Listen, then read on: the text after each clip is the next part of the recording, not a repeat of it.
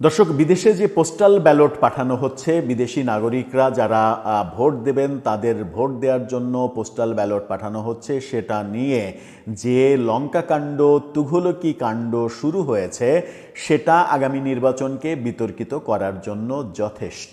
দুটো বড় ইস্যু, এক বাহরাইন সহ আরেকটি দেশে, দুইটি দেশে পোস্টাল ব্যালট একটি রাজনৈতিক দলের নেতাদের হাতে কিভাবে গেল, তারা কিভাবে সেগুলো গুনছে, সেগুলোর ভিডিও সামাজিক যোগাযোগ মাধ্যমে প্রকাশিত হয়ে গেছে।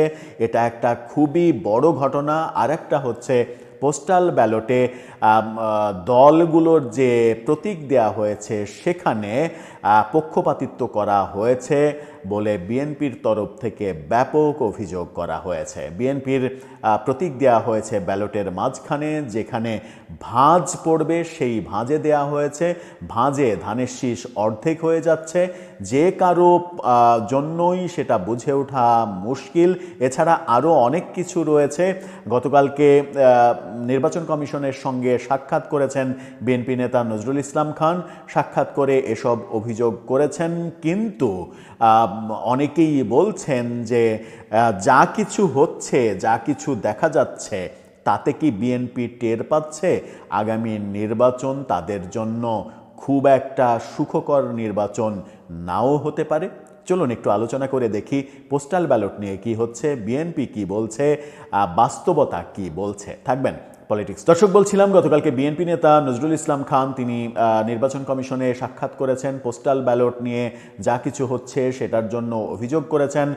তাকে নিয়ে যুগান্তরের শিরোনামটা দেখে নিতে পারেন। ইসিতে নজরুল ইসলাম খান পোস্টাল ব্যালটে উদ্দেশ্যমূলকভাবে একটি রাজনৈতিক দলের নাম ও প্রতীক আগে দেওয়া হয়েছে সেই অভিযোগ করেছেন। কিভাবে একটি রাজনৈতিক দলের নাম এবং প্রতীক আগে দেওয়া হয়েছে, আপনারা একটা ব্যালট পাঠানো হয়েছে, সেই ব্যালট 2 পৃষ্ঠার ব্যালট। প্রথম পৃষ্ঠাটা দেখে নিন। প্রথম পৃষ্ঠায় একেবারে ডান পাশে কোনায় সবার উপরে দাঁড়িপাল্লা প্রতীক। আর একটা ছবিতে আপনি দেখে নিন যে যেখানে পোস্টাল ব্যালট ভাঁজ করে প্যাকেটে পোড়া হয়েছে সেই ভাঁজটা সহ দেখা যাচ্ছে। সেই ভাঁজের মাঝখানে ধানের শীষ, এবং ধানের শীষের পরেই প্রতীক হিসেবে নোঙর রয়েছে। নোঙর এবং ধানের শীষ সাদা কালো যখন ছাপা হয়েছে তখন যে কেউ মানে অসচেতনভাবে ধানের শীষের ভোট নোঙরে চলে আসতে পারে, নোঙরের ভোট ধানের শীষে চলে আসতে পারে। এই ঘটনা যখন ঘটেছে তখন ব্যালটের আরেকটা পৃষ্ঠা দেখুন। আরেকটা পৃষ্ঠায় আমরা দেখছি শাপলাকলি এবং হাত পাখা সবার উপরে ডান পাশে শাপলাকলি, মানে ব্যালটটা হাতে নিলেই আপনি শাপলাকলি এবং হাত পাখা দেখতে পাবেন। অপোজিট পাশে উল্টালেই আপনি দেখতে পাবেন হচ্ছে দাঁড়িপাল্লা প্রতীক। সেটা নিয়ে বিএনপি অভিযোগ করছে যে একটি জোটের, একটি দলের পক্ষে কাজ করার জন্যই নির্বাচন কমিশন এই কাজ করেছে। অর্থাৎ এক সাইডে সবার উপরে দাঁড়িপাল্লা, আর এক সাইডে সবার উপরে শাপলাকলি এবং হাত পাখা, যারা একজোট হয়ে নির্বাচন করছে। আর এক সাইডে যেদিকে দাঁড়িপাল্লা, সেই দাঁড়িপাল্লার সিরিয়ালেই মাঝখানে ভাঁজের ওপরে ধানের শীষ এবং তার পাশেই নোঙর প্রতীক দেয়া। যে নোঙর এবং ধানের শীষ মানে একটু চোখে কম দেখে এরকম মানুষ আলাদা করতে খুব একটা সমর্থ হবে না। এই ঘটনার তীব্র প্রতিবাদ জানিয়েছে বিএনপি, এবং এটা নিয়ে সামাজিক যোগাযোগ মাধ্যমে হই হই রই রই পড়ে গেছে। এটা নির্বাচন কমিশনের পক্ষপাতিত্ব এটা বলা হচ্ছে, কিন্তু নির্বাচন কমিশন থেকে যুক্তি হিসেবে বলা হচ্ছে তারা স্বরেও থেকে শুরু করে এভাবে সিরিয়ালি স্বরবর্ণ ব্যঞ্জনবর্ণ এভাবে সিরিয়ালি তারা প্রতীক সাজিয়েছে, যেভাবে তারা সাধারণত সাজায়, সেই যুক্তি নির্বাচন কমিশনের। আবার পোস্টাল ব্যালট নিয়ে যে ভিডিও প্রকাশ হয়েছে সেই ভিডিওর দিকে আমরা একটু আপনাদেরকে নিয়ে যেতে চাই। সেখানে আমরা যেটা দেখছি সেটা হচ্ছে যে একটা পত্রিকার শিরোনাম দেখে নিন আগে। এক বাসায় বিপুল সংখ্যক পোস্টাল ব্যালটের ভিডিও ভাইরাল, ব্যবস্থা চাই বিএনপি। আগে ভিডিওটা একটু দেখে আসুন। কত নম্বর আসুন? চট্টগ্রাম 3 না? আপনি ইয়াতে আসিও হ্যাঁ, লিখতেছি। দেখছি আমি। এই যে ভিডিওটা দেখলেন, সেখানে গণমাধ্যম বলছে এক বাসায় একাধিক ব্যক্তি বসে বাংলাদেশের ত্রয়োদশ জাতীয় সংসদ নির্বাচনের বিপুল সংখ্যক পোস্টার ব্যালট গণনা করছেন, এমন একটি ভিডিও সামাজিক যোগাযোগ মাধ্যমে ছড়িয়ে পড়েছে। ভিডিওতে দেখা যায় খামের ওপরে বাহরাইনের ঠিকানা লেখা, অর্থাৎ বাহরাইনে কোনো একটি ইসলামপন্থী দলের নেতার বাড়িতে এই কাজটা হচ্ছে।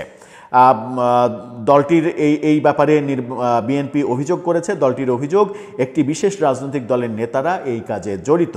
ভাইরাল হওয়া ভিডিওর দৈর্ঘ্য 7 মিনিট 32 সেকেন্ড। এতে কয়েকজন ব্যক্তিকে একসঙ্গে বসে পোস্টাল ব্যালটগুলো গুনতে দেখা যায়। ভিডিওতে একজনকে ভিডিও ধারণ করতে বাধা দিতেও শোনা যায়। তিনি বলেন, ভিডিও ধারণ করা যাবে না, ফেসবুকে ছড়ানো যাবে না। আরেকজনকে বলতে শোনা যায়, এতে ভাবমূর্তি ক্ষতিগ্রস্ত হবে এবং প্রবাসীদের পোস্টাল ব্যালট বন্ধ হয়ে যেতে পারে। অর্থাৎ তারা এটাও ভেবে নিয়েছেন যে এটা যদি ভাইরাল হয়ে যায় তাহলে পোস্টাল ব্যালট এবং প্রবাসীদের ভোটই বন্ধ হয়ে যেতে পারে, এবং সেই উপক্রমই হয়েছে। এই ঘটনা ঘটার পরে আপনি গ্যারান্টি দিতে পারবেন না যে প্রবাস থেকে যে ভোটগুলো আসবে সেই ভোটগুলো মানে নীতিগতভাবে সঠিক ভোট। ভিডিও যাচাই করে দেখা গেছে এটি কৃত্রিম বুদ্ধিমত্তা বা এআই দিয়ে তৈরি ভিডিও নয়। এছাড়া আরও একটি 27 সেকেন্ডের ভিডিও ছড়িয়ে পড়েছে, যেখানে একইভাবে বহু পোস্টাল ব্যালট গুনতে দেখা যায়। জুনায়েদ বিন সাদ নামের একজন ফেসবুকে ভিডিওটি পোস্ট করে দাবি করেছেন এটি ওমানে জামাতের একজনের বাসার দৃশ্য। অন্যদিকে প্রথম ভিডিওটি বাহরাইনে জামাতের একজনের বাসার বলে দাবি করছে কেউ কেউ সামাজিক যোগাযোগ মাধ্যমে। বিএনপি থেকে দলের নাম উল্লেখ না করে অভিযোগ করা হয়েছে যে একটি বিশেষ দল এই কারচুপির কাজগুলো করছে। এই অভিযোগ যখন বিএনপি এই ব্যাপারগুলো নিয়ে করছে, তেমনি পোস্টাল ব্যালটে ধানের শীষ মাঝখানে ভাঁজের ওপরে এবং দাড়িপাল্লা উপরে, অন্যদিকে হাত পাখা আর শাপলাকলি ওপরে, এই ব্যাপারে বিএনপি নির্বাচন কমিশনে আনুষ্ঠানিকভাবে অভিযোগ দায়ের করেছে। এই রকম প্রেক্ষাপটে আগামী নির্বাচন নিয়ে অনেক কিছু যে হতে পারে, সেটা কি বিএনপি সত্যি সত্যিই টের পাচ্ছে, নাকি বিএনপি এখনো জেগে জেগে ঘুমাচ্ছে? পোস্টাল ব্যালট নিয়ে এত বড় দুটো কেলেঙ্কারি, একটা নির্বাচন কমিশনের যুক্তি রয়েছে যে তারা বর্ণ স্বরবর্ণ থেকে শুরু করে একেবারে ব্যঞ্জনবর্ণের শেষ পর্যন্ত সিরিয়ালে অদ্যাক্ষর অনুযায়ী স্বরে অ, স্বরে আ, হ্রস্বই, দীর্ঘই এভাবে তারা গিয়েছে প্রতীকে। কিন্তু সেভাবে যাওয়াটা কতটা যুক্তিযুক্ত, একটা ব্যালটে 100টার বেশি প্রতীক দেয়া কিভাবে যুক্তিযুক্ত, সেটা একটা বড় প্রশ্ন। কারণ পোস্টাল ব্যালট আপনি পোস্টাল ব্যালট ছাপবেন তখন যখন আপনার প্রার্থিতা কনফার্ম হয়ে যাবে। প্রার্থিতা কনফার্ম হওয়ার পরে তারপরে আপনি প্রচারের যে সময়, যখন আপনার কনফার্ম হয়ে গেল প্রার্থিতা, সেই প্রার্থিতা অনুযায়ী আপনি পোস্টাল ব্যালট পাঠাবেন। পোস্টাল ব্যালট বিদেশি ভোট আপনি নেবেন, আপনি তথ্য প্রযুক্তির সহযোগিতা নেবেন না, আপনি দ্রুত কাজ করতে পারবেন না। আপনি বিদেশ থেকে যে ভোটগুলো আসবে সেই ভোটগুলো বিভিন্ন আসনে বিভক্ত করবেন কিভাবে? বিভিন্ন আসনের যে ব্যালট পেপার, সেই ব্যালট পেপারই তো তাদের কাছে মানে ডাকযোগে পাঠিয়ে দেওয়ার কথা। এবং যে 20 দিন সময় মানুষের প্রচারণার, মানে দলগুলোর প্রচারণার, সেই 20 দিনের মধ্যে পোস্টাল ব্যালট পৃথিবীর যে কোনো দেশে গিয়ে আবার ফিরে আসা এটা অবধারিতভাবে সম্ভব। সেই জায়গায় না গিয়ে নির্বাচন কমিশন একটা ঢালাও গণ পোস্টাল ব্যালট তৈরি করেছে, যেখানে নির্বাচন কমিশনে যত প্রতীক রয়েছে সব প্রতীক তারা ছাপিয়ে দিয়েছে, সেখানে টিক মারতে হবে। এই হচ্ছে অবস্থা। সব মিলিয়ে বিদেশিদের ভোট নেয়ার অভিজ্ঞতা আমাদের যেখানে নেই, সেখানে আমরা প্রস্তুতি না নিয়ে এত বড় একটা কর্মযজ্ঞে কেন গিয়েছি? আর পোস্টাল ব্যালট এত আগে বিদেশে পাঠিয়ে দেয়া হলো, বিভিন্ন ঠিকানায় পাঠিয়ে দেয়া হলো, বিভিন্ন ঠিকানার পোস্টাল ব্যালট, এতগুলো পোস্টাল ব্যালট ভিডিওতে তো আপনারা দেখলেন, এতগুলো ব্যালট একজনের বাড়িতে কিভাবে গেল? এতগুলো মানুষ কি একজনের ঠিকানায় থাকে, কিংবা একটি ঠিকানায় কি এতগুলো ব্যালট গিয়েছে? এই প্রশ্নের উত্তর কে দেবে?